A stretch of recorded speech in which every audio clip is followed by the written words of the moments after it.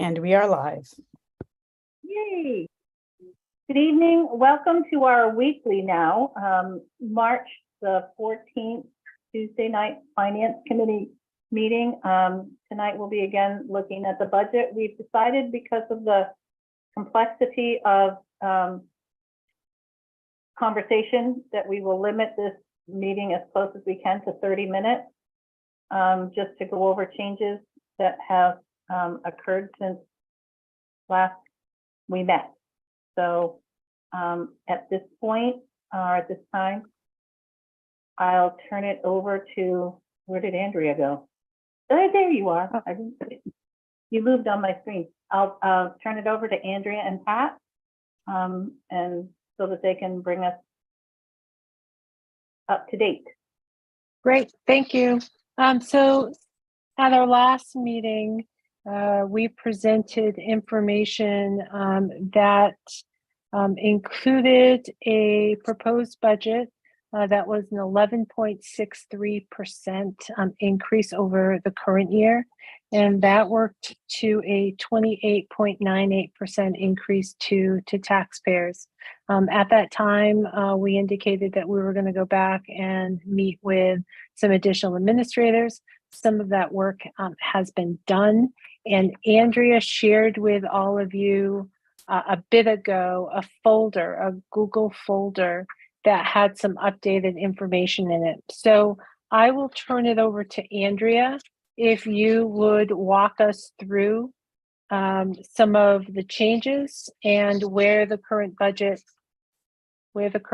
currently stands. Absolutely. So I'm going to try to present once again. So let me know if you can see a document that says budget changes. We did, and then it disappeared. Oh, great. Here we go again.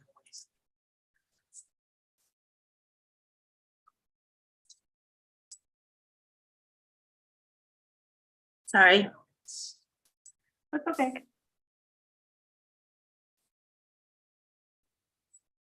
Oh, there we go. Now I know what happened.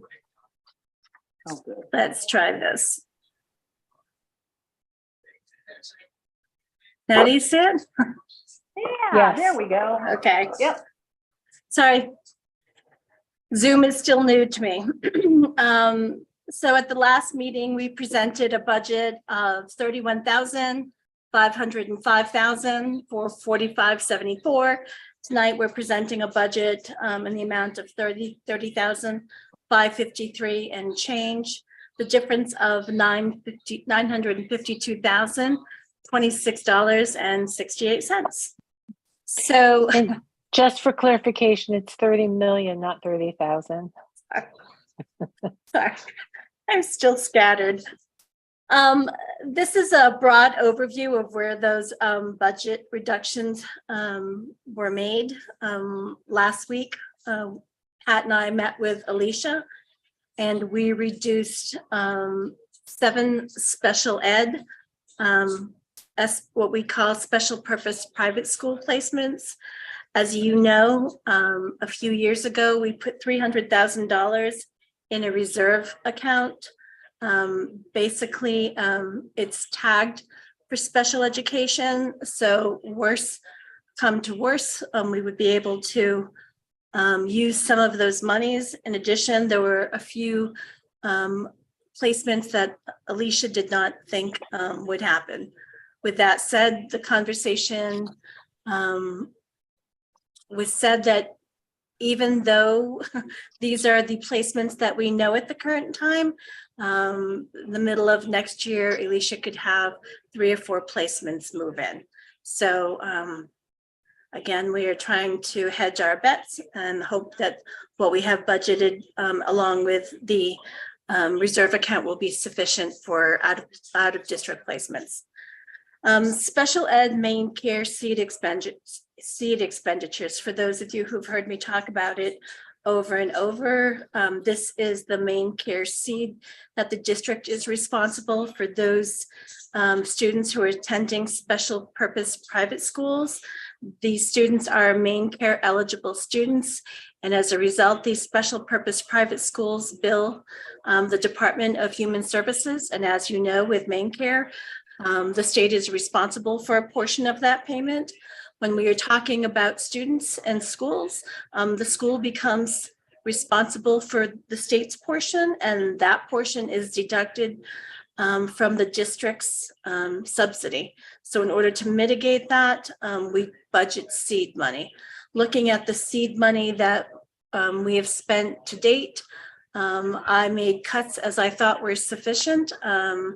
So those cuts totaled, or we made cuts that I thought allowed us sufficient monies for next year.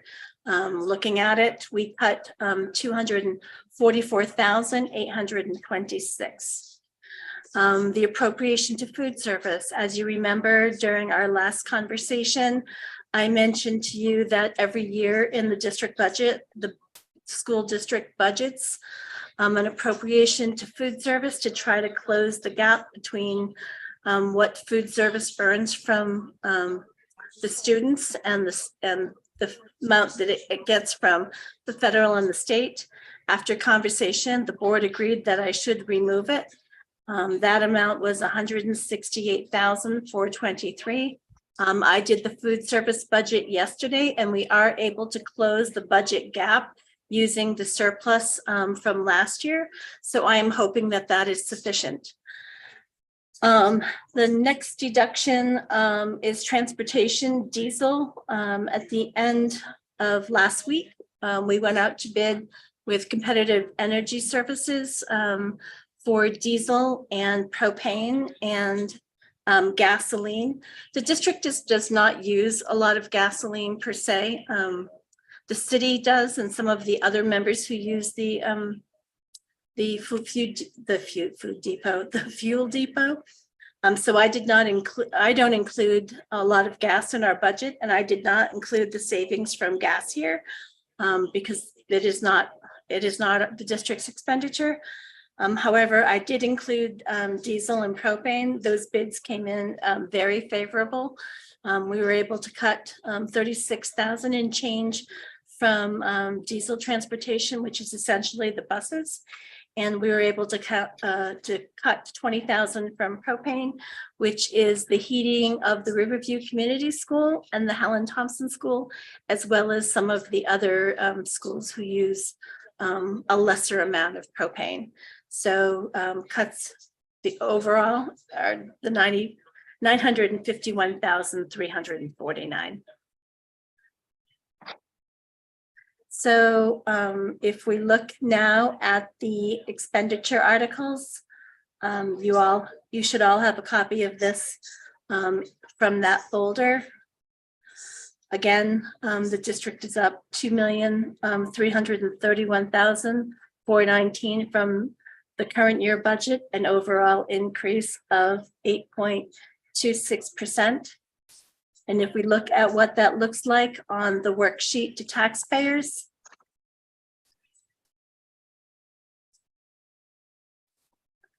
we are looking at a 20.21% increase to the local appropriation, which amounts to almost 2.2 million. Is there anything else that you'd like me to go over, Pat? No, I guess I would just reemphasize that I mean, this is a pretty large increase and a shift to taxpayers, and just kind of a reminder that a lot of that has to do with the fact that there's a over 6% increase in state valuations, and that is driving a lot of this. And what that means is that taxpayers are now going to be required, as a result of this increase, to bear more of the cost of education in MSAD11. Correct? That is correct. I was also looking at the valuations of the towns. So I'm trying to think of how many meetings ago Pat shared a document with you regarding how we compared to the other area districts and our per pupil spending. And I was surprised to find when I pulled the valuations for each of these communities that that MSAD's valuation, if it wasn't the lowest, it was probably one or two from the bottom, which means in order for us to spend the same amount as an Augusta or Halldale, it requires more mills to be raised on our taxpayers. So I don't really want to be quoting off the top of my head, but there's a huge disparity in the ability that we're not allowed to raise, that we can raise based on valuation.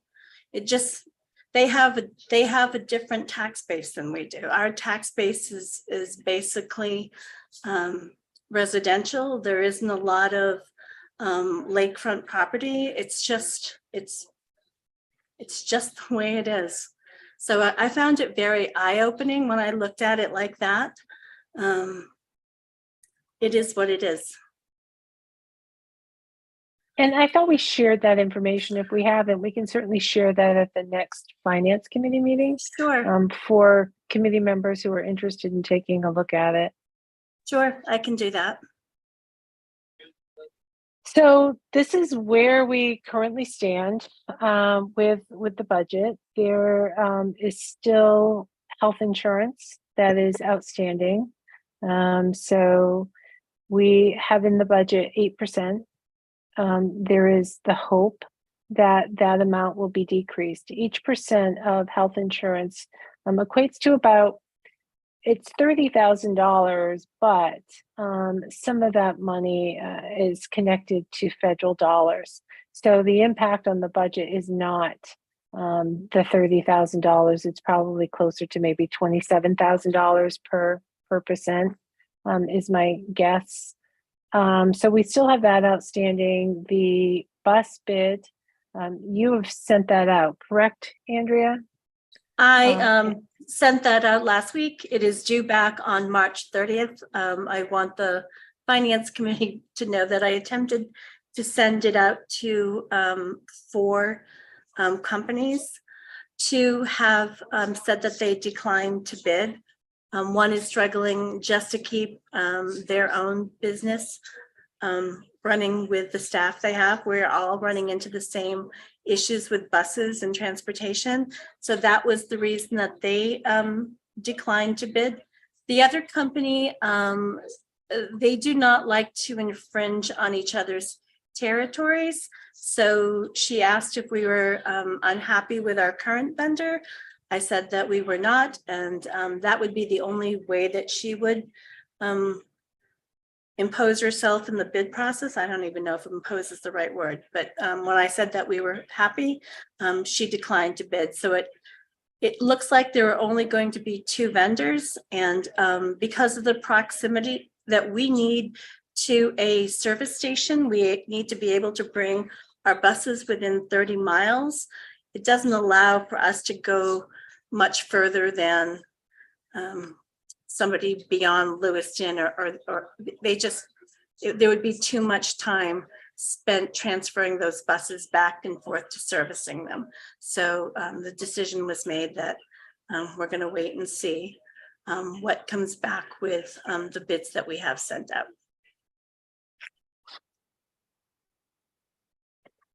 So that's kind of where we are. I still need to spend a little more time with Andrea looking at some expenditures for the central office. I have not yet had an opportunity to sit down with some other administrators. That still needs to happen. And so it's just been a crazy busy last couple of weeks. I think, all administrators have been out straight. So we'll find that time, we'll have that conversation. But as I've said in previous Finance Committee meetings, we don't have a lot of fat. We're already bare bones. And so if we are looking at cutting significantly, we need teaching positions. We need to really cut positions. And that is not something I don't think any of us here on the screen are in favor of. we already do not have an excess of staff positions as it is. So that's what we have for tonight. Becky, I don't know if there are school board members, finance committee members who have questions. At the last meeting, there was a conversation, as you indicated, to really talk about how do we communicate all of this to the public and get this information out. But that's probably better had in person versus trying to do it via Zoom. And again, we know that we may experience some power outages for some people who are on this video tonight. And so certainly we want to make sure that we keep this short and sweet so that everyone has access to the information before the potential of power outages are felt. Matt, can I add one more piece of good news to the board? Yes, absolutely. I mentioned, Good news? well, I Yay! mentioned during our last conversation about us having to review the title grants, local entitlement and Title I. The good news is Alicia and I and Pat met again. And after review, I think we're going to be able to squeak out enough in local entitlement so that we don't have to transfer positions from that grant into the budget. We have yet to have that conversation with Angela regarding her federal grants and the titles. So I was happy that we weren't having to move additional people in. So we can cross that off our list. That is good news. Thank you. Any questions, board members, comments?